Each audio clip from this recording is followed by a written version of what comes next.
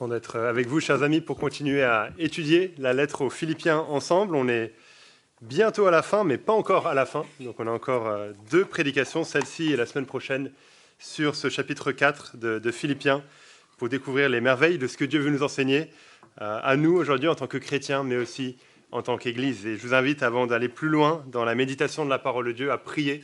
On a besoin de l'aide de Dieu pour comprendre sa parole. Alors prions ensemble. Notre Dieu, nous te remercions pour ces versets qui font partie de ta parole que tu nous as laissée, par lesquels tu as voulu nous parler encore aujourd'hui. On te prie, notre Dieu, que dans notre étude, méditation de ces versets, tu puisses être à l'œuvre par ton esprit, non seulement en moi pour m'aider à m'exprimer avec clarté, avec humilité, avec vérité, mais aussi en chacun de nous, pour que l'on puisse voir comment vivre d'une manière qui t'honore, qui te glorifie, en harmonie les uns avec les autres, en suivant Jésus, d'une manière qui est en conséquence de la grâce que l'on a reçue en Jésus. Sois avec nous, on t'en prie, pour ta gloire. Amen.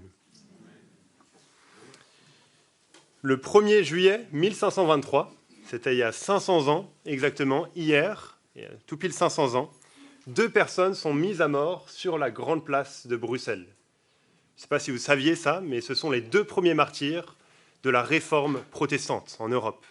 Les 2 premiers martyrs, ceux qui sont morts pour leur foi, pour leur attachement aux vérités de la réforme, ont été mis à mort sur la grande place que l'on connaît à Bruxelles. La réforme, donc, qui a eu lieu au XVIe siècle, vous avez peut-être entendu vaguement parler, c'est une période passionnante de l'histoire, c'est une véritable redécouverte de l'Évangile, notamment Martin Luther, mais aussi d'autres, au même moment que lui, au début du XVIe siècle, alors qu'ils étudient la Bible, ils voient que ce que l'Église catholique enseigne, ce que l'Église officielle enseigne, est totalement à l'opposé de ce que la Bible enseigne, notamment sur les grands sujets de comment être en bonne relation avec Dieu, comment être juste devant Dieu, comment être sauvé par Dieu. Et alors qu'ils étudient de plus en plus la Bible, ils découvrent dans la Bible la merveille de l'Évangile, du salut par la grâce de Dieu seul, pas par le bien que l'on fait, mais par le cadeau que Dieu nous donne en la personne de Jésus, par la mort de Jésus à la croix. Et cette découverte de ces vérités se répand comme un feu de poudre en Europe, et y compris ici en Belgique, qui sont à l'époque les Pays-Bas, et notamment dans la ville d'Anvers. Les vérités de la Réforme prennent racine très tôt dans cette ville, et il y a un couvent en particulier rempli de moines qui s'attachent très tôt à ces vérités-là, les vérités du salut par la grâce de Dieu seul, qui proclament ces vérités. L'Église officielle, à l'époque, veut combattre ces vérités, veut faire taire ces vérités-là. Et donc, en 1522, tous les moines de ce couvent à Anvers, un couvent augustinien, sont arrêtés et sont mis en prison au château de Vilvoorde. Le mois suivant, ils seront relâchés parce qu'ils ont tous abjuré, tous renoncé à leur foi, sauf 3. 3 personnes, Lambert Oren, Henri Voss et Jean Van Essen, 3 personnes qui ont refusé de renier ces vérités-là, qui ont continué à proclamer ces vérités-là. Et donc, le jour de leur exécution est fixé au 1er juillet 1523. Ils sont amenés sur la grande place de Bruxelles. L'un des 3, Lambert Oren, va hésiter un petit peu, va demander plus de temps pour réfléchir, pour étudier la question, donc il sera mis de côté. Mais Henri et Jean, ces 2 personnes, sont mis à mort, sont brûlés vifs le 1er juillet 1523 sur la grande place de Bruxelles et feront partie, non pas des premiers martyrs chrétiens, les chrétiens sont mis à mort depuis le début de l'histoire chrétienne, mais les premiers martyrs de la réforme protestante. Ils meurent en restant attachés à ces vérités, en chantant même des cantiques, en récitant le symbole des apôtres, en ne reniant pas le salut par la grâce qu'ils ont trouvé en Jésus. C'était il y a 500 ans, jour pour jour, parmi nous, ici, à Bruxelles. 500 ans plus tard, le même combat continue. Nous proclamons, encore aujourd'hui, on l'a fait ce matin par nos chants, les mêmes vérités. Le salut par la grâce de Dieu seulement, par le salut qui se trouve en Christ seulement. L'autorité de la Bible sur tout ce que les êtres humains pourraient dire. 500 ans plus tard, l'Église a la même mission. Lutter pour l'Évangile, le vrai Évangile, le seul Évangile. Et c'est ça le fardeau qui pèse sur le cœur de Paul, alors qu'il l'écrit aux Philippiens. Alors qu'il écrit cette lettre à ces chrétiens de la ville de Philippe, il veut que ces chrétiens continuent à lutter pour l'Évangile, pour le vrai Évangile, pour le seul Évangile. Ils veulent qu'ils ne changent pas ces vérités-là et qu'ils continuent à les proclamer autour d'eux. Il veut que les Philippiens tiennent ferme dans cette mission. Et ça, c'est ce qu'on avait vu la semaine passée. On avait vu le verset 1 du chapitre 4, je vais vous le relire, où Paul disait « C'est pourquoi, frères bien-aimés, que je désire vivement revoir ma joie et ma couronne, demeurer ainsi ferme dans le Seigneur, mes bien-aimés. » Paul voulait que les Philippiens continuent leur combat pour l'Évangile, à lutter pour l'Évangile, sans se laisser distraire par rien, sans se laisser détourner de rien. Oui, il y a des défis, il y a des obstacles, il y a des gens qui s'opposent à l'Évangile, mais les Philippiens doivent continuer à avancer vers le même but. Dans notre passage aujourd'hui, dans Philippiens 4, les versets 2 à 9, Paul aborde plusieurs choses qui pourraient empêcher les Philippiens de tenir ferme, qui pourraient nous empêcher de tenir ferme.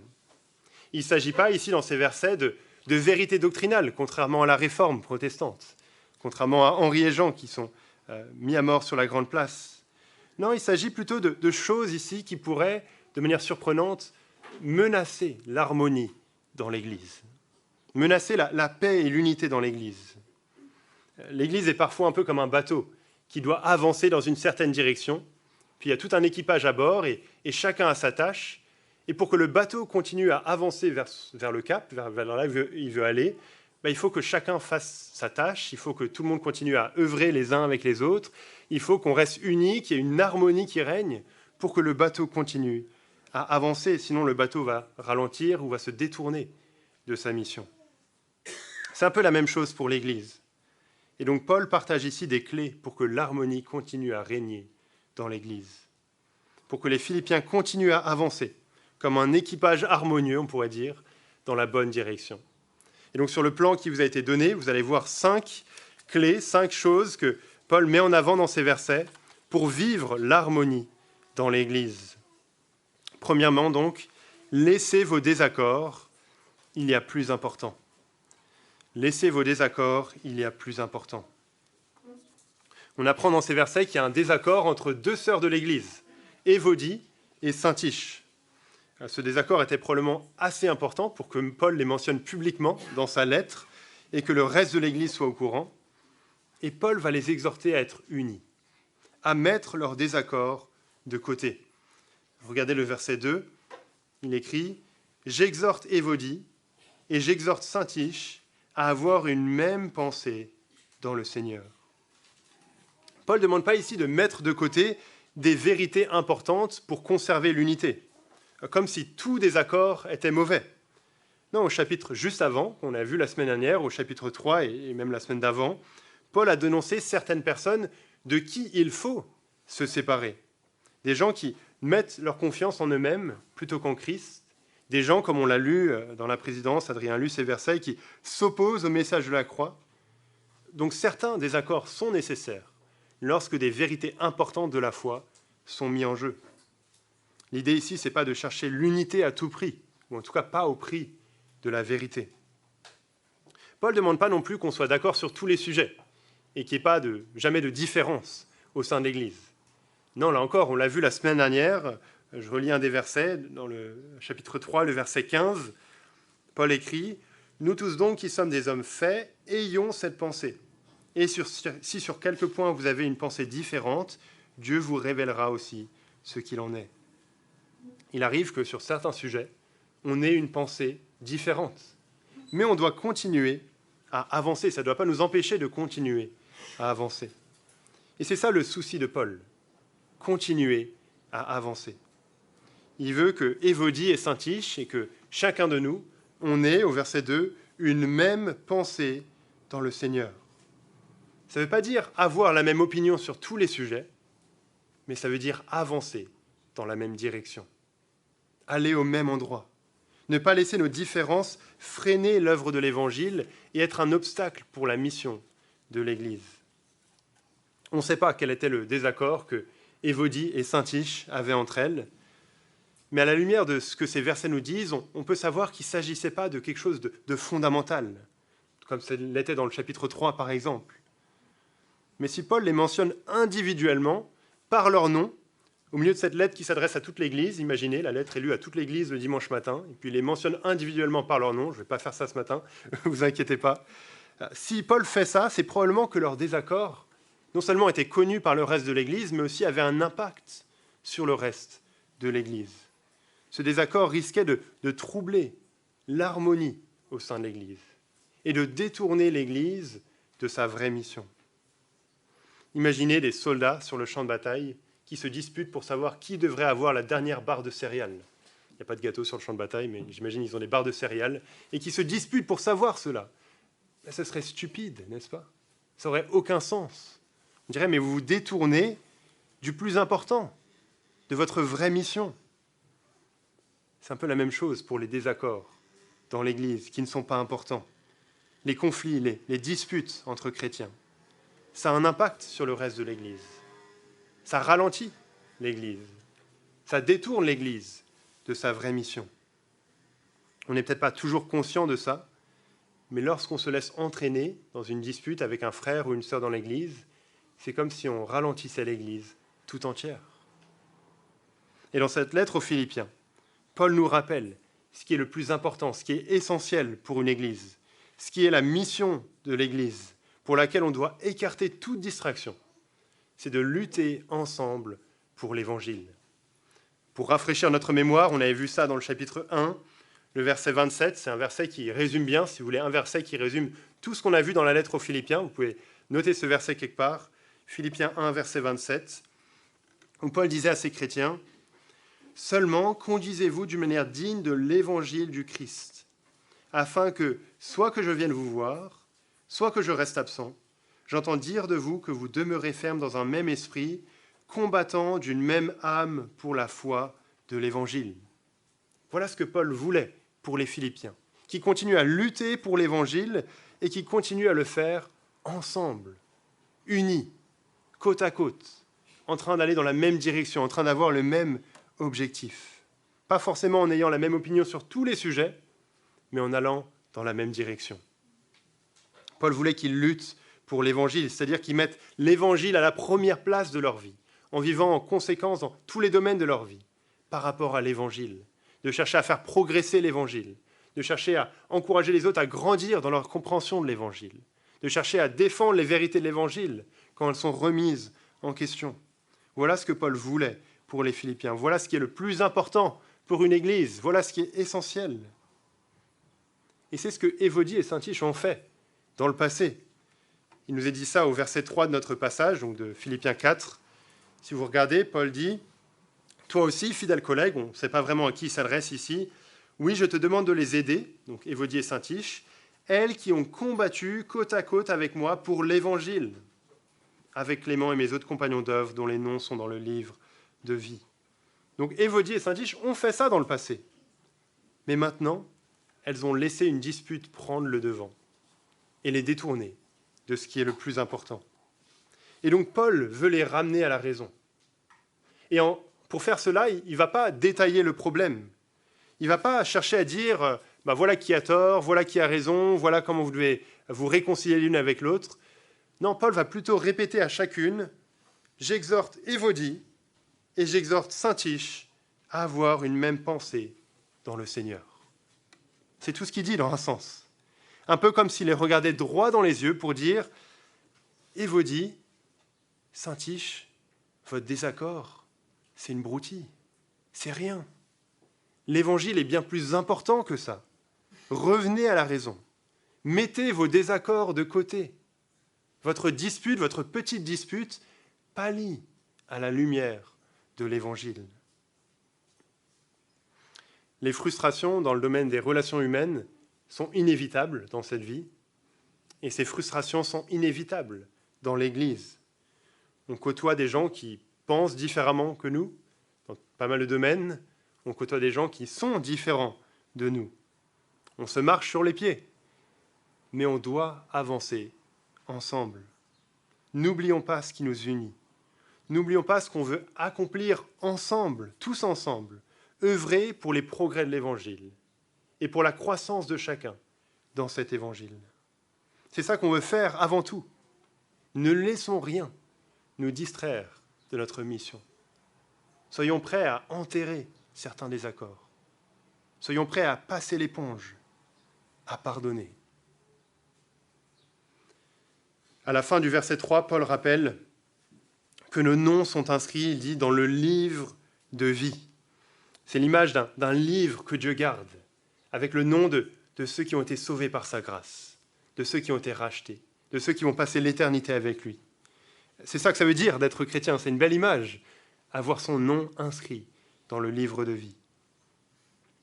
Et dans ce livre, il n'y a pas de division, il n'y a pas de hiérarchie, il n'y a pas de niveau. On est tous au même niveau, tous sauvés par la même grâce. Et donc ces versets sont un appel à mettre les choses en perspective lorsqu'on est face à un conflit, à un désaccord, à prendre du recul, à mettre ce conflit sur l'échelle de la vie chrétienne, sur l'échelle de la mission de l'Église, sur l'échelle de l'éternité, et à se dire, ok, c'est pas si grave que ça, il y a plus important. Laissons nos désaccords de côté, il y a plus important. Dans la suite, Paul continue à donner différents encouragements qui visent l'harmonie dans l'Église, et maintenant, il nous appelle, au verset 4, à nous réjouir. Soyez joyeux en tout temps. Il dit, réjouissez-vous toujours dans le Seigneur. Je le répète, réjouissez-vous. Ce n'est pas la première fois que Paul parle de la joie dans cette lettre. En fait, le thème de la joie traverse toute la lettre aux Philippiens. C'est vraiment surprenant. Paul est dans la joie et il veut que les Philippiens soient dans la joie. Par exemple, je mentionne juste un verset, il y en aurait beaucoup d'autres. Vous pouvez relire Philippiens et noter peut-être toutes les fois où il est question de la joie. 2, 17, chapitre 2, verset 17. Paul dit « Même si je sers de libation, en plus du sacrifice et de l'offrande de votre foi », là il fait référence à sa mort, « je m'en réjouis et je me réjouis avec vous tous. Vous aussi, réjouissez-vous de même et réjouissez-vous avec moi. » Paul est dans la joie. Et Paul veut inviter les Philippiens à se réjouir. Et c'est vraiment surprenant de réaliser ça parce que quand Paul écrit cette lettre aux Philippiens, il n'est pas dans un palace 5 étoiles en train de vivre sa meilleure vie, mais il est en prison. Il est peut-être face à la mort. Il ne sait pas ce qu'il en sera pour lui. Il fait face à des difficultés. Il y a des adversaires qui veulent prêcher Christ par jalousie pour augmenter les souffrances de sa détention, il nous est dit. Il se soucie des Philippiens, il est très proche d'eux, et il sait que les Philippiens font face à des défis, à des problèmes. Il parle même en pleurant, il dit au chapitre 3, verset 18, d'ennemis de la croix, de gens qui renient le fondement même de ce qu'est la foi chrétienne. Et on verra la semaine prochaine qu'il fait face à une détresse financière. Donc, Paul n'est pas dans une situation facile, et pourtant il dit « Réjouissez-vous toujours dans le Seigneur ». Comment est-ce que c'est possible ? Comment est-ce que c'est possible de n'avoir aucune raison d'être joyeux d'un point de vue humain, d'avoir même toutes les raisons d'être déprimé, d'être découragé, et pourtant d'être toujours joyeux, toujours dans la joie ? C'est parce que la joie de Paul est placée au bon endroit. Il dit « Réjouissez-vous toujours dans le Seigneur ». Dans le Seigneur Jésus. Sa joie n'est pas placée dans des circonstances qui changent, mais dans le Seigneur qui ne change pas. Et le problème, c'est que naturellement, on place trop souvent notre joie dans des circonstances, dans des choses passagères. Et donc, quand ces choses nous sont ôtées, ou quand ces choses ne se passent pas comme prévu, on ne peut pas être joyeux, on perd la joie. Alors, ce n'est pas mauvais, bien sûr, de trouver notre joie dans les choses de ce monde, dans les amitiés, la famille, un loisir, la nature. C'est légitime et ces choses sont une source de joie. Le livre de l'Ecclésiaste, par exemple, nous montre comment les plaisirs de la vie sont une bonne chose créée par Dieu, dont on peut profiter. Mais ce n'est pas là qu'il faut trouver la joie profonde, le fondement de notre joie. Parce que cette joie, elle est éphémère. Cette joie, elle est fragile. Il ne faut pas non plus trouver notre joie en nous-mêmes, dans notre productivité, dans ce qu'on pourrait accomplir, ou alors dans ce que les autres pensent de nous, dans la bonne opinion qu'on pourrait avoir aux yeux des autres. Non, si c'est le cas, la joie sera un but inatteignable. On aura beau la poursuivre de toutes nos forces, on ne pourra jamais y arriver. En fait, si notre vie est centrée sur nous, on ne sera jamais vraiment joyeux. Parce qu'il y aura toujours quelqu'un qui aura une maison plus grande que la nôtre, un smartphone plus performant que le nôtre, une vie plus trépidante que la nôtre. On ne pourra jamais être vraiment joyeux. Notre joie profonde doit se trouver dans le Seigneur. Parce que c'est là qu'on peut trouver des raisons d'être joyeux, toujours, peu importe nos circonstances. Et là encore, c'est l'exemple de Paul dans cette lettre. Il est joyeux, même s'il n'a rien de positif d'un point de vue humain, parce qu'il a les bonnes priorités. Comme on l'a vu, Christ est sa vie, sa raison de vivre, la chose la plus importante pour lui. L'évangile est à la première place de sa vie. Et donc, il peut se réjouir, comme on le voit dans le chapitre 1, si l'évangile progresse, même si ça lui coûte, même si ça va impliquer des souffrances pour lui. Mais encore plus que ça, il a toujours des raisons d'être joyeux, parce que l'évangile est toujours vrai. Et parce que sa joie est placée dans le Seigneur Jésus, dans l'évangile, la bonne nouvelle de la grâce de Dieu. Pensez simplement à ce qu'on a vu dans le début du chapitre 3. Paul a mis à la poubelle son CV religieux et il a gagné Jésus, sa justice, sa perfection, le pardon des péchés devant Dieu, l'assurance d'être sauvé pour toujours. Ces vérités sont des raisons d'être joyeux pour toujours, parce que ces vérités sont vraies et elles seront toujours vraies, peu importe les circonstances. C'est seulement si on a comme source de joie ces vérités qu'on pourra être toujours joyeux. Et si on est chrétien, on est au bénéfice de ces réalités et donc on devrait être joyeux. C'est un commandement qui est donné ici. Réjouissez-vous dans le Seigneur. Il y a parfois cette idée que être quelqu'un de pieux, quelqu'un de religieux, c'est être vraiment toujours sérieux, avoir un peu une tête d'enterrement tout le temps, et qu'on devrait être comme ça partout où on est, parce que c'est ça qui est vraiment la piété, même à l'église. Non, on doit réaliser que la joie fait partie de la vie chrétienne. Les chrétiens devraient être les plus joyeux de tous les hommes. C'est nous qui avons la vraie joie. Le monde n'a qu'une fausse joie, une contrefaçon médiocre. Les chrétiens sont les seuls qui peuvent être joyeux toujours. Alors bien sûr, ça se manifeste de manière différente pour chacun. On est tous différents. Certains sont plus expressifs que d'autres. Je ne vais pas décrire, vous savez à quoi ça ressemble. Et on est tous différents, et certains sont moins expressifs que d'autres. Et là encore, vous savez à quoi ça ressemble. Et c'est une bonne chose. Et on a aussi tous des situations de vie différentes. On passe par des choses différentes. Et donc parfois, pour certains, pour chacun de nous, à certains moments de notre vie, cette joie s'exprime au travers des larmes, au travers de la souffrance, au travers des défis de la vie. Mais tous, on peut être joyeux au fond de nous, dans le Seigneur. On a des raisons pour cela. Trop souvent, on n'est pas joyeux parce qu'on est des chrétiens un peu blasés. L'évangile est devenu une habitude pour nous. C'est plus aussi frais, plus aussi nouveau, plus aussi source de joie que ça l'était avant. On ne réalise plus la bonne nouvelle que c'est. Comme le dit un commentateur, on vit sous un nuage de déception alors qu'on pourrait marcher sous le soleil de la joie. Le soleil de la joie, c'est le Seigneur Jésus. C'est la bonne nouvelle de la grâce de Dieu. Et alors quand c'est le cas, qu'on est sous un nuage de déception, qu'est-ce qu'on doit faire ? Prendre du recul. Considérer le salut dont on a été l'objet. La grâce de Dieu. L'amour de Jésus qui se donne sur la croix. L'assurance de l'éternité. La paix que l'on a avec Dieu. Et si ça ne provoque pas de la joie en nous, on peut penser au fait que ces choses sont vraies, même si on ne le ressent pas. Peu importe que l'on soit joyeux ou pas, ça ne change rien au fait que ces choses sont vraies, sont réelles, qu'on passera l'éternité avec Dieu, qu'on est sauvé par la grâce de Dieu, qu'on est pardonné de tous nos péchés. C'est vrai et ça ne dépend pas de nous. C'est là qu'on peut baser notre joie. Une autre chose qu'on peut faire, c'est simplement de chanter. Je mentionne ça juste rapidement, mais le chant, notamment dans Jacques 5, est une expression de la joie. Il s'agit bien sûr de chanter des cantiques dont les paroles sont basées sur la Bible, basées sur les vérités de l'Évangile, mais le fait de chanter, même quand on ne ressent pas de la joie, ça nous aide à recadrer nos émotions. Et le fait de chanter en Église, c'est une bénédiction pour cela. De regarder autour de nous et de voir les autres chanter aussi, croire les mêmes choses, proclamer les mêmes choses, même malgré ce qu'ils vivent. Ça nous aide à nous dire « Ah, mais il y a quelque chose de plus dans ces vérités que j'ai peut-être oublié. » Soyez joyeux en tout temps. Troisième appel pour vivre l'harmonie dans l'Église, soyez bienveillants envers tous. Regardez avec moi le verset 5. Que votre douceur soit connue de tous les hommes, Paul dit. Alors je ne sais pas ce que vous avez en tête quand vous entendez parler de la douceur, de quelqu'un qui est doux. Peut-être qu'on pense à quelqu'un qui est un peu faible, qui se laisserait marcher sur les pieds sans rien oser dire. C'est pas de ça dont il s'agit ici. C'est pas ça la douceur dont il est parlé ici. Et c'est pas non plus juste l'idée d'être calme, d'être paisible. Quand il est parlé de douceur ici dans ce verset, c'est plutôt synonyme de bienveillance.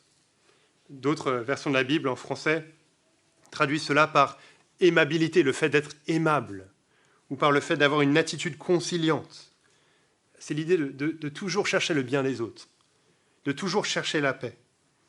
C'est même une attitude d'effacement, parce qu'on est tellement focalisé sur le bien des autres.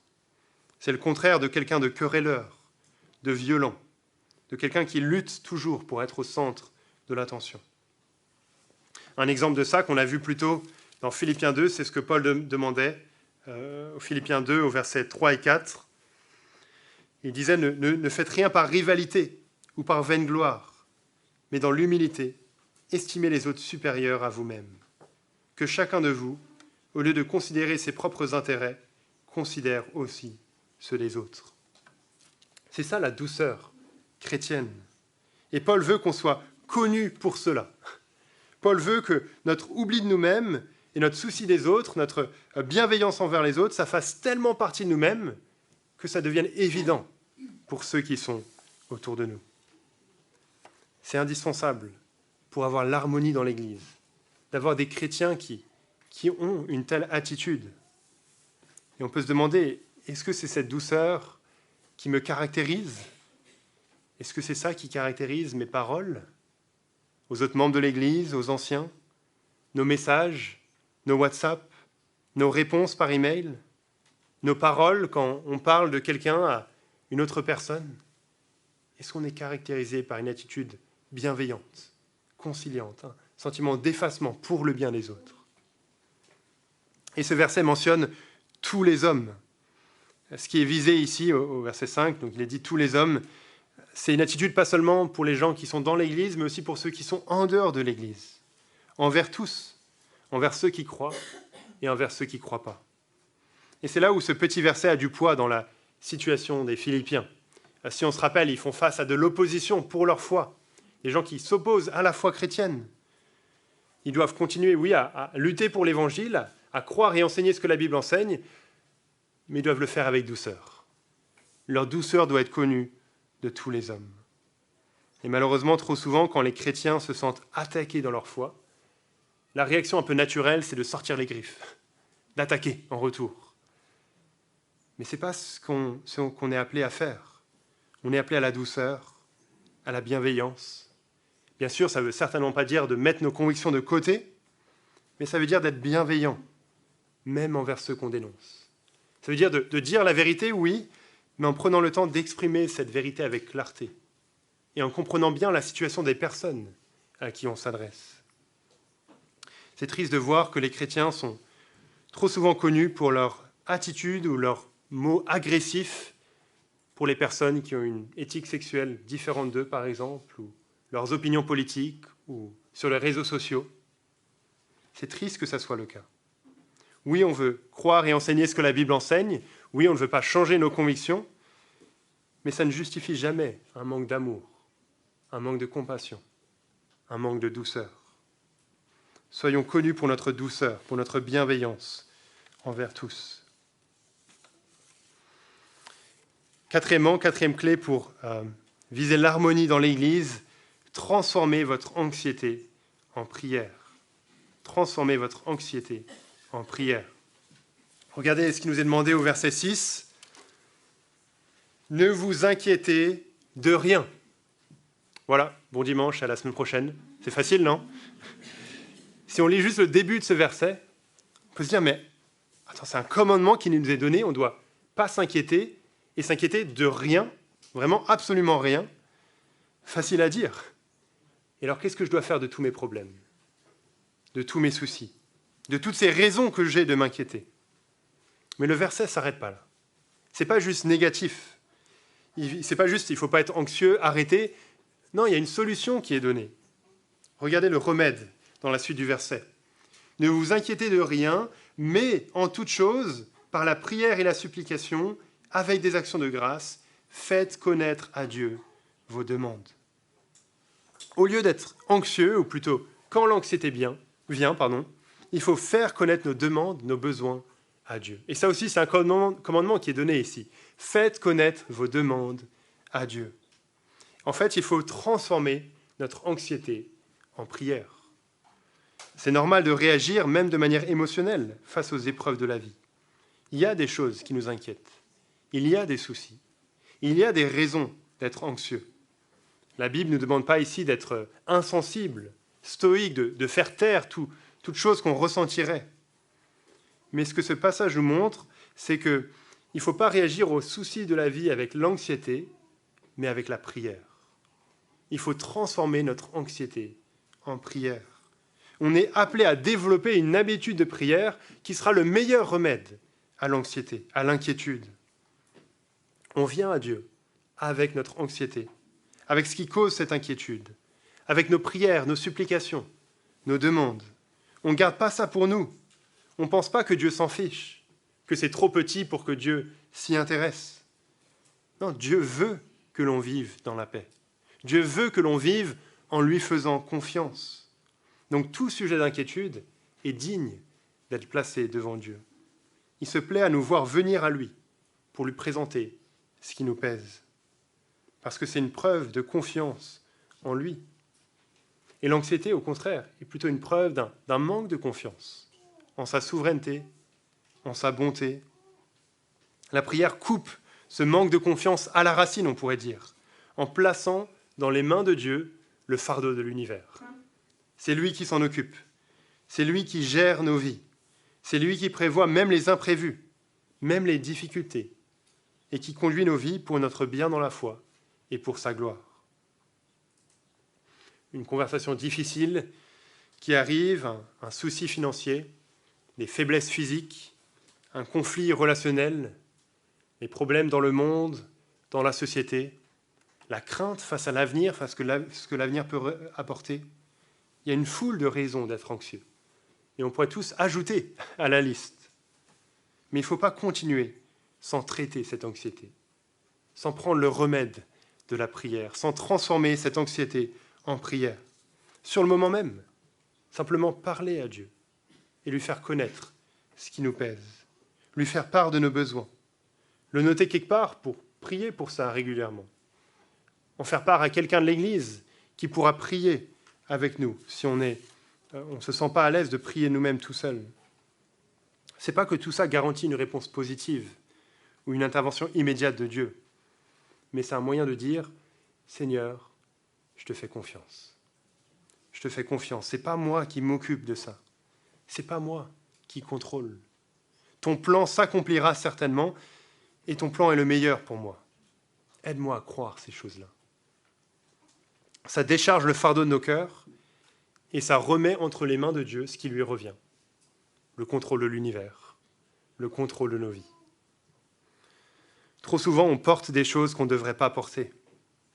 C'est un peu comme, imaginez, je sais que ce ne serait pas quelque chose qui arriverait, mais imaginez que quelqu'un soit dans un train et il est encore debout en train d'essayer de porter ses valises par lui-même. Il est vraiment essoufflé, il est en train de porter ses valises alors que le train est parti. Il est très fatigué, mais il continue à les porter. Mais ça n'aurait pas de sens. On aurait envie de lui dire, mais mon ami, lâche tes valises. Ça va aller très bien. Ce n'est pas toi qui dois porter ça. Le train est déjà en route, le train est déjà en marche. Assieds-toi et fais confiance. Et parfois, on a besoin d'entendre la même chose. Transformer notre anxiété en prière. Lâcher les valises. Poser les choses devant le trône de Dieu et le laisser s'en occuper. Et non seulement on fait confiance à Dieu par nos prières et nos supplications, mais il est aussi mentionné des actions de grâce. Ici, c'est l'idée de reconnaissance, de dire merci à Dieu. C'est aussi un remède à l'anxiété. On ne veut pas se focaliser uniquement sur nos besoins, sur nos soucis, sur ce qui ne va pas, mais aussi fixer les yeux sur les nombreux sujets de reconnaissance qu'on a. Comme le dit le cantique, on veut compter les bienfaits de Dieu, n'est-ce pas? C'est ce qu'on a mentionné en rapport avec la joie. Les raisons qu'on a pour être joyeux sont des sujets de reconnaissance qu'on a toujours. On peut toujours dire merci à Dieu pour ces choses-là. Et la conséquence de cela, de faire cela, c'est la fin du verset 7, ou le verset 7 plutôt. « Et la paix de Dieu, qui surpasse toute intelligence, gardera vos cœurs et vos pensées en Christ Jésus. » Voilà le contraire de l'anxiété, n'est-ce pas? La paix de Dieu qui garde nos cœurs, nos pensées en Christ. Transformez votre anxiété en prière. Et cinquièmement, pour terminer, pour vivre l'harmonie dans l'Église, poursuivez ce qui est moralement bon. Dans ces deux versets à la fin, qui sont liés les uns aux autres, Paul veut encourager les Philippiens à poursuivre tout ce qui est moralement bon, non seulement dans leurs pensées, mais aussi les modèles de vie qu'ils ont devant eux. Regardez au verset 8.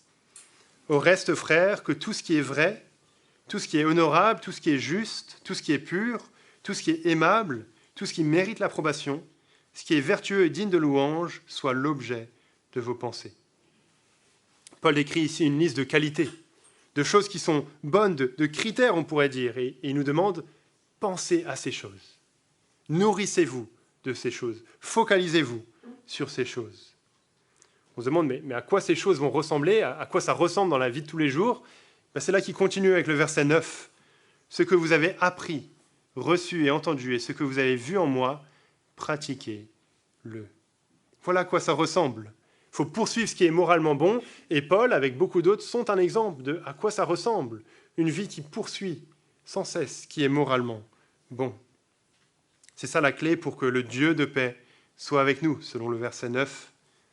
Si on se nourrit constamment de choses qui sont fausses, de choses qui sont moralement mauvaises, de choses qui sont légères, de choses qui sont impures, ça ne va pas produire la paix.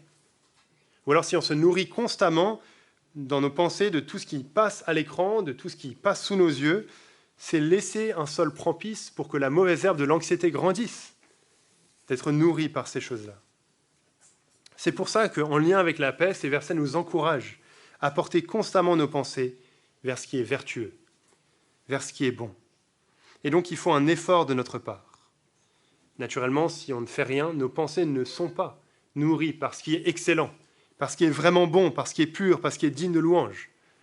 Nos pensées vont plutôt être nourries par Instagram, par les nouvelles les plus croustillantes, par les soucis au travail, par le stress de la journée, par le repos qu'on trouve devant la télé. Et ces choses font partie de la vie, ce n'est pas mauvais en soi. Mais au milieu de tout ça, on a besoin de constamment détourner nos pensées de ces choses-là et les tourner vers ce qui est bon, vers ce qui est parfait, vers ce qui correspond à ce verset 8. Ça implique de faire attention à ce qu'on regarde, de faire passer ce qu'on regarde aux critères du verset 8 qui sont mentionnés ici, mais ça implique aussi de mettre en place des choses pour se nourrir de ce qui est bon. Un moment régulier de méditation autour de quelques versets ou d'un chapitre de la Bible, des temps pour lire un livre chrétien ou des articles en ligne, des discussions avec des amis qui sont orientés autour des vérités de l'Évangile, de comment vivre la vie chrétienne, de comment aimer Dieu. Et c'est aussi un encouragement pour nous alors que les vacances approchent. On veut tous du repos pendant les vacances, n'est-ce pas? Mais ne déconnectons pas notre vie spirituelle. Continuons à nous concentrer vers ce qui est vertueux, dans nos pensées, dans nos lectures, dans ce qu'on regarde. C'est ça, ultimement, qui nous donnera la vraie paix, le vrai repos.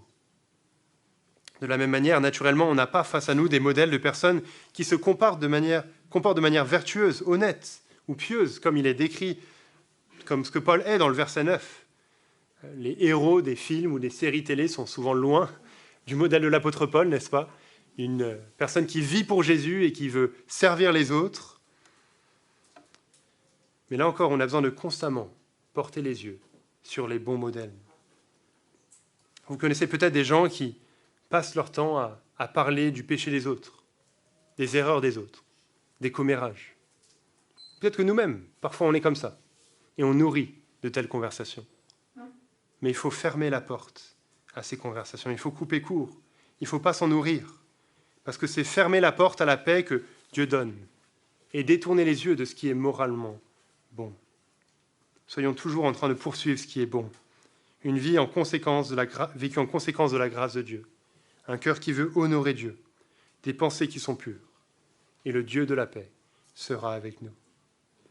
Alors voilà ce qu'il faut pour vivre l'harmonie dans l'Église, pour avoir la vraie paix.